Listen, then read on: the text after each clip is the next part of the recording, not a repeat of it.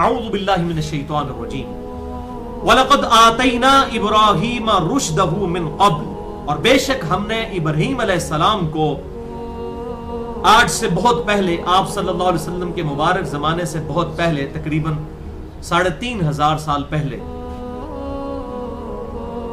رشد عطا فرمائی تھی، ہدایت عطا فرمائی تھی۔ ابراہیم علیہ السلام کو ہم نے بلٹ ان عقیدہ توحید ان کی جبلت میں پیشن کے ساتھ داخل کر دیا تھا۔ وَكُنَّا بِهِ عَالِمِينَ، اور ہم ان کو خوب جاننے والے تھے۔ یعنی ابراہیم علیہ السلام کی جو روح ہم نے پیدا کی تھی نا، ہم نے ہی پیدا کی تھی، اللہ تعالیٰ فرماتا ہے وہ ایسی زبردست نیچر والے انسان تھے کہ ان کی گھٹی کے اندر توحید جو ہے اللہ تعالیٰ نے رشد و ہدایت ڈال دی تھی، اور وہ توحید اس طرح جاگزی تھی ان کے سینے میں کہ وہ حق کا مقابلہ کرنے کے لیے کبھی نہیں گھبراتے تھے۔ حق کے مقابلے پر جو لوگ آتے تھے ان سے مقابلہ کرنے کے لیے کبھی نہیں گھبراتے تھے۔ اذ قال لأبیہ، جب کہ انہوں نے اپنے باپ سے کہا، وقومہ، اور اپنی قوم سے۔ اب یہ ابی اور والد کا بھی بہت زیادہ جھگڑا پایا جاتا ہے، میں اس کو یہاں پہ سکپ کر رہا ہوں، بس ابی کا ترجمہ باپ ہی بنتا ہے، چاہے وہ چچا ہوں یا والد ہوں، اس سے قطع نظر اصل میں جو ہے وہ اس سے مورل لیسن لینا ہے کہ حضرت ابراہیم علیہ السلام نے کس پیشن کے ساتھ حق کی آواز بلند کی۔ آج ہمیں بھی رول ماڈل کے طور پر ابراہیم علیہ السلام کو اڈاپٹ کرنا چاہیے۔ آپ کو حیرانگی ہوگی، قرآن حکیم میں اللہ تعالیٰ نے ہمیں تو فرمایا لَقَدْ كَانَ لَكُمْ فِي رَسُولِ اللَّهِ أُسْوَةٌ حَسَنَةٌ، اور بے شک محبوب صلی اللہ علیہ وسلم، رسول صلی اللہ علیہ وسلم کی زندگی میں تمہارے لیے بہترین نمونہ ہے۔ اور ہمارے محبوب صلی اللہ علیہ وسلم کو قرآن حکیم میں اللہ تعالیٰ نے فرمایا کہ ابراہیم کی زندگی میں آپ کے لیے نمونہ ہے۔ یعنی کوئی شخص جو ہے وہ دعوت دیتا ہوا تھک جائے اور اس کے مخالفین حق بات قبول نہ کریں، تو اس کی ڈھارس بنانے کے لیے اگر کوئی پرسنالٹی ہے رول ماڈل کے طور پر تو سیدنا ابراہیم علیہ السلام کی ہے۔ اور اللہ تعالیٰ نے سورہ النحل کے آخری رکوع میں فرمایا کہ ابراہیم علیہ السلام اکیلے ہی پوری امت ہے، وہ اپنی ذات کے اندر پوری امت ہے، کوئی لوگ ان پر ایمان نہیں لے کے آئے سوائے ان کی بیوی بچوں کے اور ایک لوط علیہ السلام کے۔ کوانٹیٹیو وائز ان کو کوئی کامیابی حاصل نہیں ہوئی ہے، کیونکہ اللہ کے نزدیک کوانٹٹی ایتھینٹسٹی نہیں ہے، کوالٹی ایتھینٹسٹی ہے۔ بخاری اور مسلم کی متفق علیہ حدیث ہے، قیامت والے دن بعض انبیاء اس حال میں آئیں گے، کسی کے ساتھ 4 امتی، کسی کے ساتھ 3، کسی کے ساتھ 2، کسی کے ساتھ 1، کسی کے ساتھ ایک بھی نہیں ہوگا جو اس نبی پر ایمان لایا ہو۔ تو کیا وہ نبی ناکام ہو گئے؟ نہیں، وہ قومیں ناکام ہوئی، نبی تو کامیاب ہوئے۔ آج بھی آپ حق آواز بلند کریں، چاہے پوری دنیا مخالف ہو جائے، اکیلے امت بن کے کھڑے ہو جائے۔ تو سورۃ النحل کے آخری رکوع میں آیا تھا، اسی کانٹیکسٹ میں میں نے مسئلہ نمبر 125 ریکارڈ کروا دیا تھا، سورۃ النحل کے آخری رکوع کے کانٹیکسٹ میں۔ ابراہیم علیہ السلام توحید کے امام کے طور پر کس طریقے سے وہ سامنے آئے اور انہوں نے کس پیشن کے ساتھ اپنے مخالفین کو للکارا۔ اذ قال لأبیہ، جب انہوں نے اپنے باپ سے کہا، وقومہ، اور اپنی قوم سے، ما هذه التماثیل التي انتم لها عاکفون، یہ کیا مورتیاں بنائی ہوئی ہیں جن کی تم ہر وقت پوجا پاٹ کرتے رہتے ہو، ان کے اوپر اعتکاف اور دھیان رکھ کے مراقبہ کر کے ان بتوں کے اوپر بیٹھے رہتے ہو، یہ کیا چیزیں بنائی ہوئی ہیں؟ اب اس کے جواب میں کوئی علمی دلیل ہونی چاہیے تھی نا، کہ یہ ہمارے پاس سند ہے، دیکھو اللہ کی طرف سے کتاب نازل ہوئی ہے، اس میں یہ سند نازل ہوئی ہے۔ لیکن جب کتاب کی باتیں نہ ہوں، جب آپ کو قرآن حکیم سے حوالہ دیا جائے، صحیح بخاری اور صحیح مسلم سے حوالہ دیا جائے، اور آپ اس کے جواب میں یہ کہیں کہ ہمارے بزرگ بابے یہی کرتے آئے ہیں، یہ جواب آپ کو ملے اگر، تو پریشانی اور ٹینشن لینے کی ضرورت نہیں ہے۔ ہمارے جد امجد سیدنا ابراہیم علیہ السلام، جن کی ملت کی پیروی ہمیں حکم دیا گیا ہے، ان کو بھی یہی جواب ملا، اور وہ آپ دیکھ لیجیے۔ قالوا وجدنا آباءنا لها عابدین، انہوں نے کہا ہم نے تو اپنے آباء و اجداد، بزرگ بابوں کو ان بتوں کی عبادت کرتے ہوئے پایا ہے، اسی تو شروع تو انج کرنے ہیں، ہمارے بزرگ تو شروع سے یہ کرتے آ رہے ہیں، یہ آپ نے کون سی نئی بات نکال لی ہے؟ اب ابراہیم علیہ السلام نے بھی نہ صحیح پیشن کے ساتھ بات کی، اب ہونا چاہیے تھا نا، اب اس کے جواب میں کیا ہونا چاہیے تھا؟ ان کو پازیٹیولی سمجھانا چاہیے تھا نا۔ ہمیں بھی لوگ کہتے ہیں جی آپ ذرا پازیٹیولی سمجھائیں، ہم کہتے ہیں ہم ابراہیمی ہیں۔ وہ مثال دیتے ہیں موسیٰ علیہ السلام کی، کہ موسیٰ علیہ السلام جب دعوت کے لیے گئے فرعون کے پاس، اللہ نے کہا نرمی سے بات کرنا، آگے سے فرعون نے کہا کہ بتاؤ کہ ہمارے آباء و اجداد کا کیا بنے گا، پچھلی صورت میں ہم پڑھ چکے ہیں نا۔ تو حضرت موسیٰ علیہ السلام نے کہا کہ میرے رب کے پاس تمہارے باؤ اجداد کا علم ہے کہ ان کے ساتھ کیا ہو رہا ہوگا. یعنی اگر وہ یہ کہہ دیتے کہ وہ بھی گمراہی کی موت مر گئے ہیں تو موسیٰ علیہ السلام کے ساتھ بھی وہ ایسا معاملہ کر دیتے کوئی. تو یہاں پر آپ دیکھ لیں کہ حضرت ابراہیم علیہ السلام، یہ امت ابراہیمی، یہ امت محمدیہ صلی اللہ علیہ وسلم ابراہیمی پیٹرن پہ ہے. یہاں کوئی کمپرومائز نہیں ہے اس حوالے سے. الحق مر، حق کڑوا ہے، سننے میں بھی اور سنانے میں بھی بڑا مشکل کام ہے. تو ہم ہیں ابراہیمی، ہمیں موسیٰ علیہ السلام کی مثال نہ دیں. ہم ابراہیمی ہیں، ہمیں ابراہیم کی مثال دیں کہ ابراہیم علیہ السلام کو جب ان کے مخالفین نے کہا کہ ہم نے تو اپنے بزرگ بابوں کو بغیر رفع دین کے نماز پڑھتے ہوئے پایا ہے آج کے دور کے اعتبار سے، تو سانو بخاری مسلم تو حدیثاں میں دسنا ہے آج کے دور کے اعتبار سے. بالکل سیم چیز ہے، انالوجی تو وہی بنے گی نا. تو ابراہیم علیہ السلام نے جب اکیلے خدا کی دعوت بلند کی تو ان کے مخالفین نے کہا ہم نے اب تو اپنے بزرگ بابوں کو جو ہے وہ اس کے اوپر پایا ہے. اب ہونا چاہیے تھا ابراہیم علیہ السلام ذرا پازیٹیولی ڈیل کرتے ہیں، تک انہوں نے کیتا کیا ہے، کیسا ٹیکا لایا ابراہیم علیہ السلام نے. قال لقد كنتم انتم وآباؤكم في ضلال مبين. ابراہیم علیہ السلام نے کہا کوئی شک ہی نہیں ہے، تم سب کے سب، میرا باپ بھی اور پوری قوم بھی، وآباؤكم تمہارے سارے بزرگ بابے، فی ضلال مبین بہت ہی کھلی گمراہی کے اندر تھے. یہ پازیٹیو دعوت. اگر ہم یہ کہتے ہیں کہ آپ جب ہم سے کوئی اختلاف کرتا ہے، کوئی بریلوی، دیوبندی، اہل حدیث، شیعہ، اور ہم اس کی غلطی کتاب و سنت کے دلائل پر نکالتے ہیں اور آگے وہ ہمیں حوالہ دیتا ہے کہ جی احمد بریلوی صاحب یہ لکھ کے گئے ہیں، اور کوئی کہتا ہے جی اشرف علی تھانوی صاحب نے یہ لکھا ہے، اور کوئی کہتا ہے جی امام ابن تیمیہ نے یہ لکھا ہے، اور کوئی کہتا ہے جی ساجد نقوی صاحب یہ فرماتے ہیں، اور کوئی کہتا ہے جی ساجد میر صاحب یہ فرماتے ہیں، اور کوئی کہتا ہے حافظ سعید صاحب یہ فرماتے ہیں، اور کوئی کہتا ہے جی الیاس قادری صاحب، ڈاکٹر طاہر القادری صاحب، اور کوئی کہتا ہے جی طارق جمیل صاحب یہ فرماتے ہیں. تو ہم کیا کہیں گے ان کے مقابلے پر؟ لقد کنتم انتم وآباؤکم فی ضلال مبین. کوئی شک ہی نہیں ہے کہ تم سب کے سب، تمہارے بزرگ بابے بھی کھلی گمراہی پر تھے. اس کیس میں یعنی ہم کو کیٹیگوریکل ڈیسیژن نہیں کہہ رہے، اس کیس میں بزرگ بابوں کا حوالہ نہ دو، علمی دلائل کے ساتھ اپنی بات سامنے رکھو. اور میں نے اسی کے لیے ایک ٹرم بھی ڈیوائز کر دی ہے، سنی اور ٹنی کا فرق. ایک بکش مسلمان ہے جو کتاب و سنت کے دلائل کے اوپر چلتا ہے، جس کو آپ دلائل پیش کرتے ہیں تو وہ کہتا ہے سمعنا واطعنا، وہ ہو گیا سنی. اور ایک ہے سنا کے سنی، کوئی دلیل نہیں، وہ سنی ہو گیا، ٹن ہو گیا جنہوں کہتے ہیں اسٹیگنیشن کنڈیشن میں. اس کو میں نے نام دیا ہے نان بکش بلائنڈ مسلم ٹنی. تو بھائی سنی بڑھو، ٹنی نہ بڑھو. اب یہ یہاں پر بھی یعنی ابراہیم علیہ السلام نے کہا تسی سارے ہی ٹنی ہو، تو اسی لیے تمہارے بزرگ بھی سب کے سب کھلی گمراہی میں تھے. قالوا اجئتنا بالحق ام انت من اللاعبین. انہوں نے پوچھا کیا تم ہمارے پاس کوئی حق لے کر آئے ہو اے ابراہیم؟ اب ان کا دماغ ذرا کھلا نا جب اتنی سخت بات سنی. کوئی اتنی سخت بات ابراہیم کر رہا ہے اپنے باپ کے ساتھ بھی اور اپنے قوم کے لوگوں کے ساتھ. انہوں نے کہا اچھا یہ بتاؤ کوئی ہے اگر اچھی بات تو ہمیں بتاؤ. یہاں بھی لوگ کہتے ہیں دسو جو دسی دی ہے مندے کوئی نہیں، ٹھیک ہے نا. یہاں بھی کہتے ہیں جناب کوئی شے ہے تو کاٹ کے دسو، جو کاٹ کے دس دینے مندے کوئی نہیں. تو یہ بڑا ماننے والے لوگ تو کوئی اور ہوتے ہیں، دیکھ کے ماننا، بات کو ایکسپٹ کر لینا بڑا مشکل کام ہے. تو انہوں نے بھی بڑے کانفیڈنس سے کہا کہ ہے کوئی حدیث بخاری مسلم تو کاٹ کے دسو سانو جناب. ام انتم من اللاعبین، کہیں آپ ہمارے ساتھ دل لگی تو نہیں کر رہے؟ یعنی ہمیں بھی لوگ کہہ رہے ہوتے ہیں واقعی یہ بخاری مسلم میں لکھا ہوا ہے، ہمارے بزرگوں نے تو ہمیں نہیں بتایا تھا. اور بھائی کوئی دل لگی نہیں کر رہے. ابراہیم علیہ السلام نے کہا کوئی دل لگی نہیں کر رہا ہوں. اب یہ سنو، قال بل ربکم رب السماوات والارض. وہ فرمانے لگے میں کوئی دل لگی نہیں کر رہا، بلکہ تمہارا رب تو ہے جو آسمانوں کا اور زمین کا پیدا کرنے والا رب ہے. الذی فطرہن، جس نے ان سب چیزوں کو پیدا کیا، کریشن ایکس نہیلو کی، عدم محض سے وجود بخشا اس پوری کائنات کو. وَأَنَا عَلَىٰ ذَلِكُمْ مِنَ الشَّاهِدِينَ، اور اس سچائی کے اوپر سب سے پہلے میں گواہی دیتا ہوں کہ یہ تمہارے سارے جھوٹے خدا ہیں، اصل خدا وہ ہے جس نے زمین و آسمان کو پیدا فرمایا. وَتَاللَّهِ لَأَكِيدَنَّ أَصْنَامَكُمْ بَعْدَ أَن تُوَلُّوا مُدْبِرِينَ.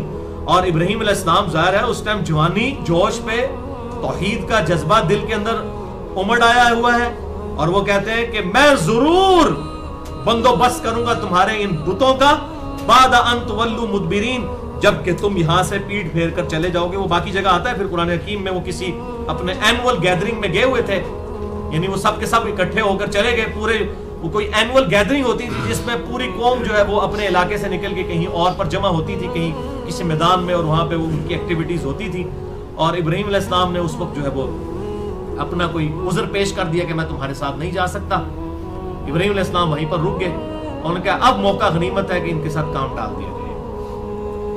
فَجَعَلَهُمْ جُذَاذًا إِلَّا كَبِيرًا لَهُمْ, پس ابراہیم علیہ السلام نے تمام بتوں کو توڑ دیا سوائے ایک بڑے بت کے.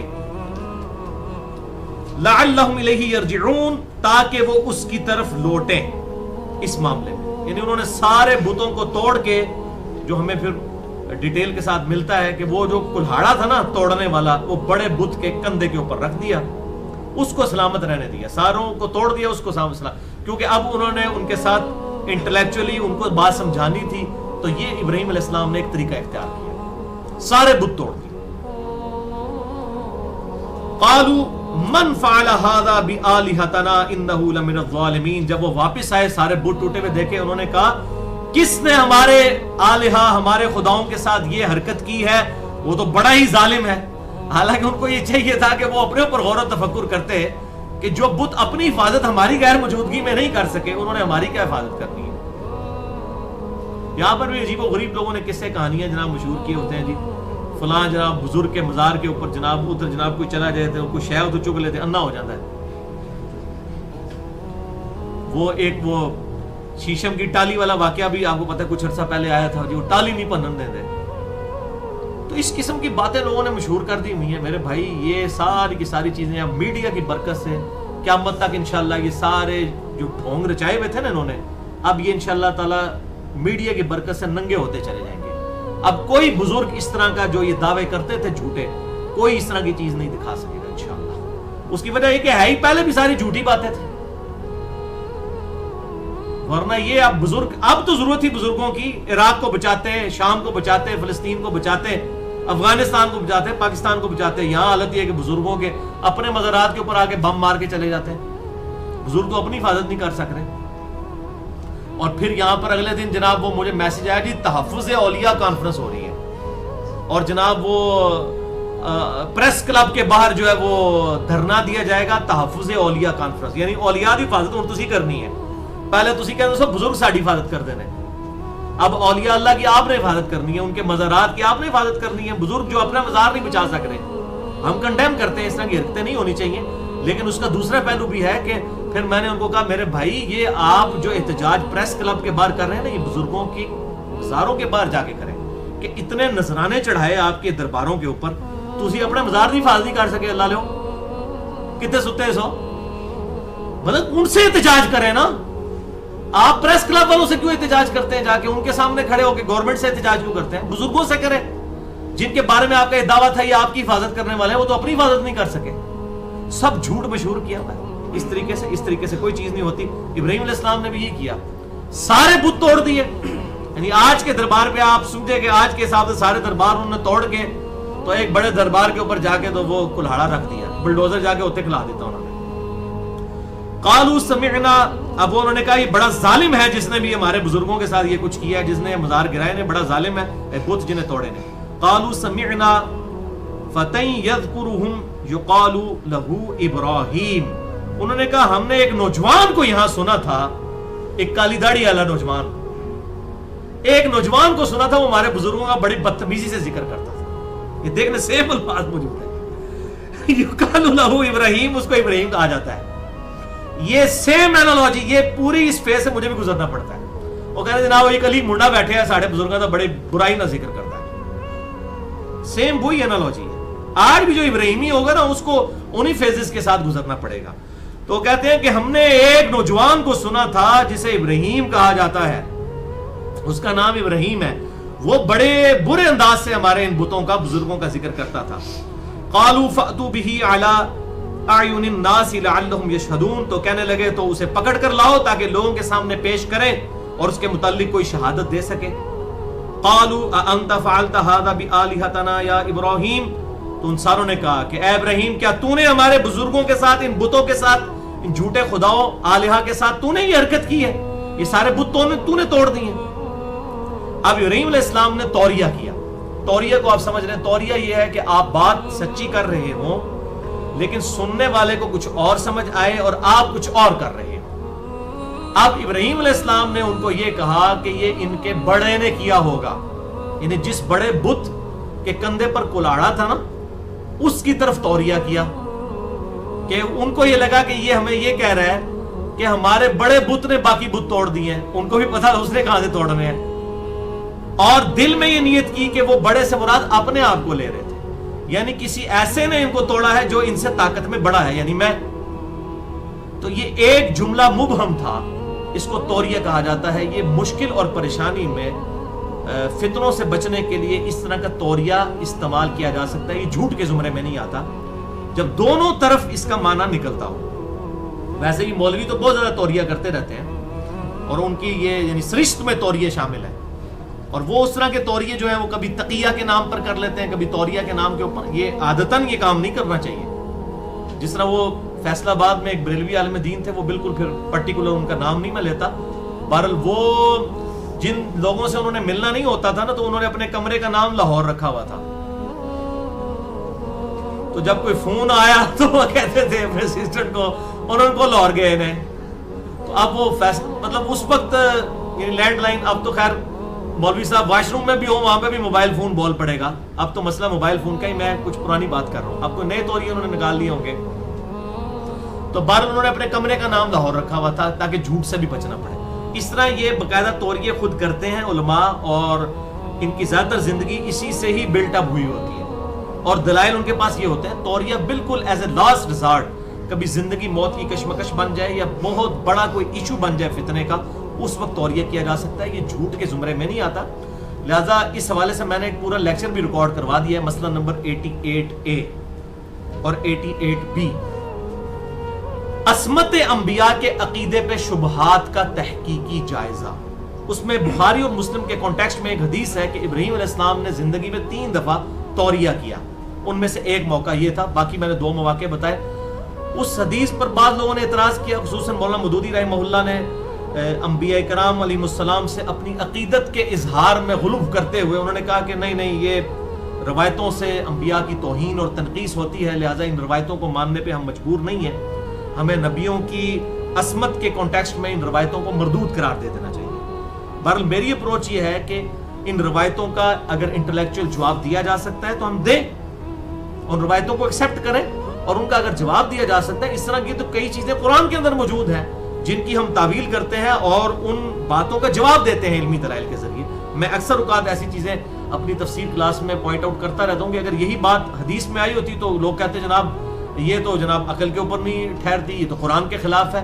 قرآن حکیم میں کئی ایک ایسے واقعات ہیں جن کا میں نے ذکر کبھی کیا ہے۔ کل کو کوئی کہے جی اب یہ جو 2 کبوں کی لڑائی ہوئی، ایک کبے نے دوسرے کو مار دیا جو سورۃ المائدہ میں آتا ہے، پھر اس نے اس کی لاش کھو دی اور اپنے بھائی کو دفنا دیا قابیل اور حابیل کے واقعے کے کانٹیکسٹ میں، تو ہم نے تو کبھی نہیں دیکھا کبے قبر کھود کے دفناتے ہیں دوسرے کبے کو، تو ہم اس کی تعویل کرتے ہیں کہ یار یہ ایک پرٹیکولر واقعہ ہوا تھا، اللہ تعالیٰ نے ایک سکھانے کے لیے معاملہ کیا، ہم اس کی کتنی جسٹیفیکیشن دیتے ہیں۔ اس طریقے سے سب سے بڑا واقعہ تو حضرت موسیٰ علیہ السلام اور خضر علیہ السلام کا واقعہ سورۃ الکہف میں ہے، اس کی کتنی تعویلات بیان کرنی پڑتی ہیں اس کو اسٹیبلش کر۔ اور ایک منکرین حدیث میں سے ایک شخص تھا، میں نے اس سے کہا کہ مجھے ایمانداری سے بتاؤ کہ اگر یہ واقعہ بخاری میں ہوتا، حضرت موسیٰ علیہ السلام اور حضرت خضر علیہ السلام کا واقعہ، تم مانتے؟ وہ کہتا میں کبھی بھی ماننے کے لیے تیار نہیں، عقل میں پورا ہی نہیں آتا، تو چونکہ قرآن میں آ گئے تو ماننا پڑتا ہے۔ تو میں یہ کہتا ہوں اسی طریقے سے اگر قرآن میں صحیح الاسناد احادیث کے اندر کوئی چیز آتی ہے، الا یہ کہ بہت بڑا بلنڈر نہ ہو جائے جس میں تنقیص رسالت والا معاملہ نہ ہو جائے اور اس کی کوئی تعویل ممکن نہ ہو، پھر الگ بات ہے۔ اور اس حوالے سے بھی اگر کوئی اختلاف رائے رکھتا ہے، ہم اس کی نیت پہ شک نہیں کرتے، لیکن اصلاح کا دروازہ کھلا ہے، اختلاف رائے تو ہم کریں گے۔ تو مسئلہ نمبر 88A اور 88B، عصمت انبیاء کے عقیدے پہ شبہات کا تحقیقی جائزہ۔ اس میں ابراہیم علیہ السلام کے جو 3 توریہ یا 3 ان کو آپ کہہ لیں کہ ایک انداز کے جھوٹ جو توریہ کی فارم میں تھے، جو قابل گرفت نہیں ہے، اس کانٹیکسٹ میں میں نے بڑی ڈیٹیل کے ساتھ ان کو ایڈریس کر دیا ہے، یہاں پر محل نہیں ہے۔ تو یہاں پہ ابراہیم علیہ السلام نے کہا قال بل فعلہ کبیرہم، بلکہ ان کے بڑے نے کیا ہوگا، وہ یہ سمجھے کہ ابراہیم ہمیں کہہ رہے ہیں کہ بڑے بت نے کیا ہوگا، اور ابراہیم علیہ السلام کہہ رہے تھے یعنی میں ان کا بڑا، ان سے زیادہ طاقتور جس نے ان کے ساتھ کام ڈال دیا. کبیرہم ھذا فاسألوہم ان کانوا ینطقون. تو یہ وہ سامنے موجود ہے، اگر یہ بولتے ہیں تو ان سے پوچھ لو. یعنی جو بت ٹوٹ گئے ان سے بھی پوچھو کہ تو ہم نے مارے ہے حضرت صاحب، تو جڑا بڑے حضرت صاحب نے انہوں پوچھو کہ تو اسی طرح نہ کام پایا، پوچھو. فرجعوا الی انفسہم، تو لاجواب ہو کر اپنے دلوں میں غور کرنا شروع کر دیا. اب ان کو پتا تھا کیا جواب دیں اس کا. فقالوا انکم انتم الظالمون، انہوں نے کہا نہیں ظالم تو ہی ہے ابراہیم، تو ہی کام پایا ہے. یعنی اب وہ اصل میں تو یہ بات مان گئے کہ ایک بت دوسرے بت کو کیسے توڑ سکتا ہے، اور ان بتوں سے ہم کیا پوچھیں، تو نے یہ کام کیا ہے. یعنی ہمیں سمجھانے کے لیے کیا جس طریقے سے. ثم نکسوا علی رؤوسہم، پھر وہ اوندے ہو گئے اپنی گمراہی میں، بجائے یہ کہ وہ سبق حاصل کرتے پھر وہ اپنے سروں کو انہوں نے جھکا لیا. لقد علمت ما هؤلاء ينطقون، اور پھر کہنے لگے، دل ہی دل کے اندر وہ کہنے لگے یا انہوں نے زبان سے کہہ دیا کہ تجھے تو معلوم ہے خوب کہ یہ باتیں تو نہیں کرتے ہیں، بزرگ بول تو نہیں سکتے نا، تو ہمیں پتہ ہے نا. ہم اسی لیے کہتے ہیں جناب کہ ہمیں لے جائیں. آپ کہتے ہیں نا ہمارے بزرگ کشف القبور قبر سے باہر نکل آتے ہیں، تو ہم آپ میڈیا لے کے چلتے ہیں، ذرا دسو کیڑے بزرگ باہر کٹ کے دسو ساڑھے سامنے. پھر میڈیا کے سامنے ان لوگوں نے بھی کہنا ہے تو ہم پتہ ہے جناب ان طریقوں نہیں کر سکتا جڑا مر جائے گا. زندہ آدمی اپنے کپڑے اتارنے دیتا ہے، تو جب بزرگ فوت ہو جاتے ہیں ان کے کپڑے کیوں اتارتے ہیں آپ؟ نالا بھی کھول دیو، قمیض بھی لان دیو، کفن دین دیو. زندہ آدمی تے اپنی ناڑا نہیں کھوڑن دیتا. خدا کے لیے ڈر جائے اللہ سے. وہ زندگی آخرت کی زندگی ہے، دنیا سے ان کا پوچھ ہو چکا ہے. اب جو مر چکا، اسی سورۃ الانبیاء کی 95 نمبر آیت میں آئے گا، جب ہم کسی بستی کو ہلاک کر دیں تو حرام ہے اس کے لیے کہ وہ دنیا میں واپس آ جائے. کبھی ایسا نہیں ہو سکتا، نیور. اچھا، اب انہوں نے یہ بات کرتے ہوئے کہا تم خوب جانتے ہو یہ بول تو نہیں سکتے. قال افتعبدون من دون اللہ ما لا ينفعكم شيئا ولا يضركم. یہ اب یونیورسل ٹروتھ انہوں نے بول دیا جس کے لیے انہوں نے یہ پورے کی پوری پلاننگ کی تھی. کہا اے نادانو تم عبادت کرتے ہو اللہ کو چھوڑ کر ان ہستیوں کی جو نہ تمہیں نفع دے سکتے ہیں نہ نقصان. یعنی جو اپنے نفع نقصان کے مالک نہیں، تمہیں کہاں سے نفع نقصان انہیں دینا ہے. اف لکم ولما تعبدون من دون اللہ. اے دوسرا فتویٰ ہے جے، اے ابراہیمی اپروچ ہے جی، پازیٹیو انداز میں کریں. اے پازیٹیو انداز ہے. اف لکم، تف ہے تمہارے اوپر اور ان ہستیوں کے اوپر جن کی تم عبادت کرتے ہو اللہ کو چھوڑ کر. افلا تعقلون، کیا تمہیں عقل نہیں ہے؟ میں بھی کہتا ہوں تف ہے ان کے اوپر، ان فرقوں کے اوپر اور ان فرقوں کے بزرگوں کے اوپر کہ جب ہم ان کی غلطیاں کتاب و سنت سے بتاتے ہیں اور یہ لوگ ماننے کے لیے نہیں ہوتے، ہم کہتے ہیں تف ہے تم پر. ابراہیمی ہے. اب اس کے جواب میں وہی کچھ ہوتا ہے، یعنی مجھے بھی وہ دھمکیاں دیتے ہیں نا. اب یہاں پہ دیکھیں ابراہیم علیہ السلام کو کیا دھمکی دی ہے، اور پھر انہوں نے دھمکی ایکزیکیوٹ بھی کی. قالوا حرقوه، کہا سب نے یک زبان ہو کر کہ اسے جلا ڈالو. وانصروا آلہتکم، اور مدد کرو اپنے بزرگوں کی. یعنی بزرگوں نے تہاڈی مدد کوئی نہیں کرنی، اور بزرگاں دی مزار ہی بچا لو تسی. ان بتوں کو آپ بچا لیں، ان کی مدد کرو، بزرگوں کی مدد کرو اور یہ ابراہیم سے جان چھڑا لو. ان کنتم فاعلین، اگر تمہیں کچھ کرنا ہی ہے. یعنی بجائے کہ نویں بت بناؤ، پہلے بھائی جی ابراہیم دا بندوبست کرو ورنہ تے پھر پان دے گا. تو انہوں نے ظاہر ہے کہ ان کو پھر آگ میں ڈالا. ابراہیم علیہ السلام کے ساتھ معجزانہ طور پر یہ معاملہ ہوا. قلنا یا نار کونی بردا وسلاما علی ابراہیم، ہم نے حکم دیا اے آگ ٹھنڈی ہو جا ابراہیم پر، اور ٹھنڈی بھی ایسی نہیں کہ ٹھنڈی برف ہو جا بلکہ سلامتی بن جا. علی ابراہیم، ابراہیم علیہ السلام پر. وارادوا بہ کیدا، اور انہوں نے ابراہیم کو تکلیف پہنچانے کے لیے چال چلی. فجعلناہم الاخسرین، لیکن ہم نے ان کو ہی ناکام کر دیا.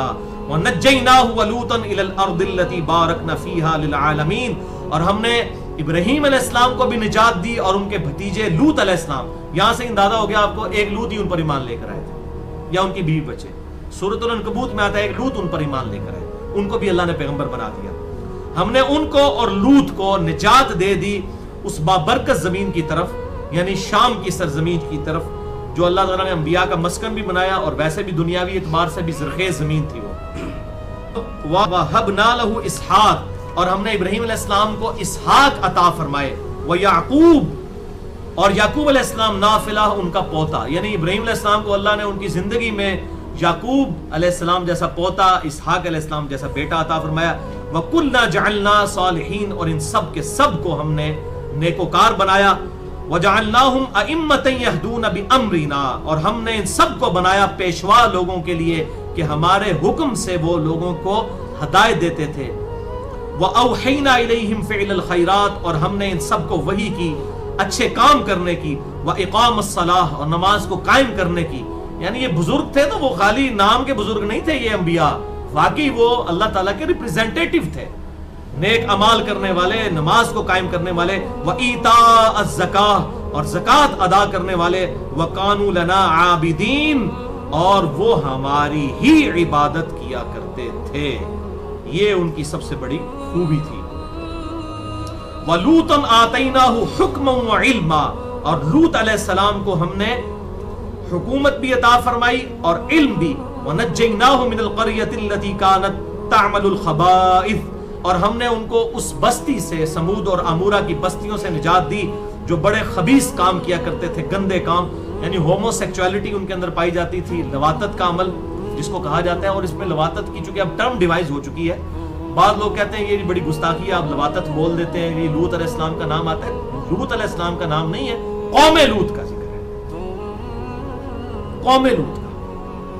اس حوالے سے الگ سے میری گفتگو بھی ہے، مسئلہ نمبر 81 کے نام سے اہل سنت پاک.com پر، لوط علیہ السلام کی قوم کے جو برا فعل ہے اور اس میں کتاب و سنت کے اندر کیا دلائل موجود ہیں اس کو کنڈیم کرنے کے، اس حوالے سے۔